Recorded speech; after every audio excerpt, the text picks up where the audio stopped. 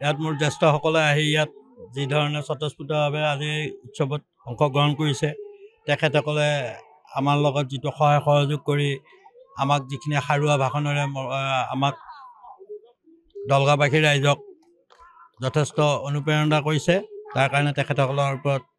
ওচৰত মোৰ সদায় চিৰকৃতজ্ঞ আৰু ভৱিষ্যতলৈ এই অনুষ্ঠানটো চলাই যাবলৈ আমি মোৰ নৱপ্ৰজন্মসকলক মই আহ্বান জনাইছোঁ আৰু মোৰ জ্যেষ্ঠসকলকো ভৱিষ্যতলৈও তেখেতসকলে এইদৰে অংশগ্ৰহণ কৰিব বুলি মই আশা ৰাখি আজি নখোৱা উৎসৱটো সাফল্যমণ্ডিত হোৱা বুলি মই অনুভৱ কৰিছোঁ। ইয়াত পৰম্পৰাগতভাৱে মাছ আছে, হাঁহৰ মাংস আছে, পোৰা মাছৰ পৰা আদি কৰি কাঠআলুৰ পৰা বেঙেনা পোৰা, আলু পোৰা সকলো আমি পৰম্পৰা যিখিনি খাদ্য সকলো খাদ্য আমি ইয়াত যোগাৰ কৰিছোঁ আৰু সকলোৱে ইয়াত লগে ভাগে বনাই আৰু প্ৰত্যেকে শাক পাচলি বাৰীৰ পৰা লৈ আহিছে আহি এই শাক পাচলিসমূহ ইয়াতে বনাই প্ৰত্যেকটো ঘৰৰে বোৱাৰীসকল আহিছে, ছোৱালীসকল আহিছে, আমাৰ বৌসকল আহিছে আহি ইয়াত বনাই খুৱাইছে আৰু চবতকৈ ভাল লগা আমাৰ যিটো অসমীয়া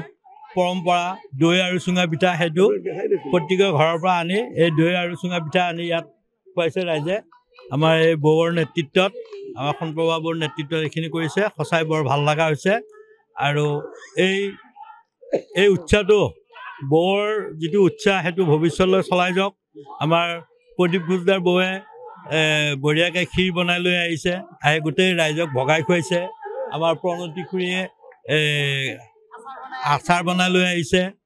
আৰু তেনেকৈ বহুতো বাৰীৰ শাক পাচলি আনি আমাক আজি এই খাদ্য সম্ভাৰত যোগ কৰিছে আৰু এই নখোৱা অনুষ্ঠানটো দুগুণে উৎসাহিত কৰি উঠিছে। সেইকাৰণে আমাৰ সঁচাই মোৰ বৰ আনন্দিত আৰু এইটো ভৱিষ্যতলৈ আৰু বাঢ়ি যাওক বুলি মই আশা ৰাখিছোঁ। মই কৰজোৰে অনুৰোধ কৰোঁ মোৰ নৱপ্ৰজন্মসকলে এইবোৰ শিকক আৰু ভৱিষ্যতলৈ এইবোৰ জাতি ধৰ্ম বৰ্ণ নিৰ্বিশেষে সকলোৱে পালন কৰি যাব বুলি মই আশা ৰাখিছোঁ। বৰ সুন্দৰ অনুভৱ। আমাৰ দলগাঁৱৰ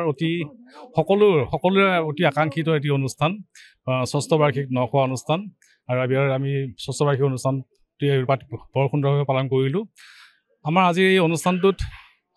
দৰং, ওদালগুৰি, শোণিতপুৰ, গুৱাহাটীৰ বিভিন্ন জিলাৰ লগতে আমাৰ ওচৰৰ পাজৰ নিকটৱৰ্তী গাঁওসমূহৰ কিছু ৰাইজক মতা হয় কৃষিৰ লগত জড়িত বা আমাৰ জ্যেষ্ঠসকল বা দলগাঁৱৰ পৰা যিখিনি বাহিৰত থাকে, আমাৰ দলগাঁৱৰ লগত সমাজৰ লগত সম্পৃক্ত হৈ থকা যিখিনি ব্যক্তি, স্বনামধন্য ব্যক্তি, সেই ব্যক্তিখিনি আমি নিমন্ত্ৰণ কৰোঁ আৰু তেওঁলোকে আহিছে। আমাৰ খুব ভাল লাগিছে আজি এই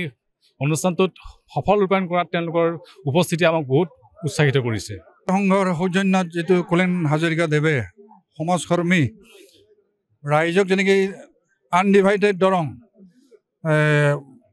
দৰং আৰু ওদালগুৰি মানুহ ইয়াত গোট খাইছোঁ। পাৰিলে মই তেখেতক অনুৰোধ কৰিছোঁ আমাৰ ৩৬খন জিলাৰ মানুহক যদি তেখেতে মাতি এসাঁজ দিব পাৰে তেতিয়াহ'লে অসমৰ ভিতৰতে বিখ্যাত হৈ যাব সামাজিকভাৱে। তেখেতক মই ধন্যবাদ দিছোঁ আৰু আহি আছোঁ। মইতো প্ৰায় যোৱা বছৰ মাত্ৰ আহিব পৰা নাছিলোঁ কিবা ব্যস্ততাত থকাৰ কাৰণে, কিন্তু এতিয়াৰ পৰা আহি থাকিম, নমৰা পৰ্যন্ত আহি থাকিম। আমাৰ ছাৰে যিটো কৈছোঁ 90 বছৰ, মোৰতো 71 হে আৰু 19 বছৰ সৰু, জুনিয়ৰ টু হিম 19 ইয়াৰ্ছ। সেই গতিকে 19 বছৰটো আহিমেই আৰু এনাডাৰ পাৰিলে তেখেতে 90 নহয়, মোৰটোতো 120 বছৰ। সুন্দৰ, অপূৰ্ব, বিউটিফুল। ইয়াতকৈ আৰু কি ক'ম মই। প্ৰগতি সংঘ যিটো কৰিছে, যিটো সমিল মিলৰ ভাৱ, যিটো সমন্বয়ৰ ভাৱ এটা আনিছে, এটা আনিব পাৰিছে, এইটো ইয়াতকৈ আৰু কি লাগে। এইটো বাচি থাকক, এইটো আগবঢ়াই নি থাকক তেওঁলোকে। মই হয়তো কালি মৰি যাম, কিন্তু মোৰ পিছত মানুহবিলাক আছে নহয়, আহিব নহয়, চবেই লগ হৈ থাকিব, একেলগে ইয়াতে লগ হৈ খাব। অসমীয়া সংস্কৃতিটো জীয়াই ৰাখিব এইটো আমাৰ ধান কটা সংস্কৃতিয়ে ধানৰ লগত খেতিৰ লগত মানুহৰ অসমীয়া মানুহৰ লগত হাড়ে হিমজুৱে একেবাৰে ওতঃপ্ৰোতভাৱে লগা সম্পৰ্ক থকা এটা অনুষ্ঠান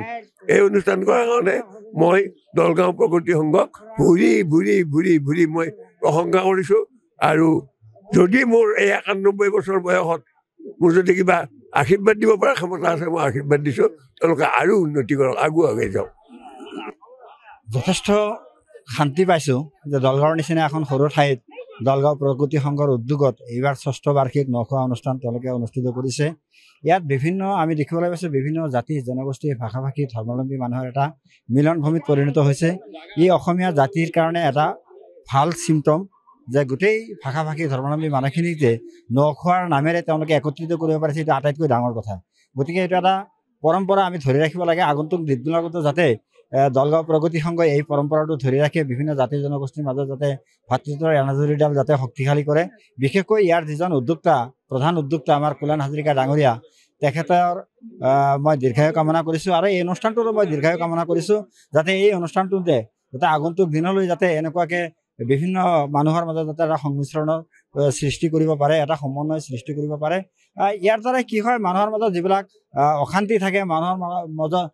মাজত যিবিলাক মানে বেয়া ভাৱ থাকে বা যিবিলাক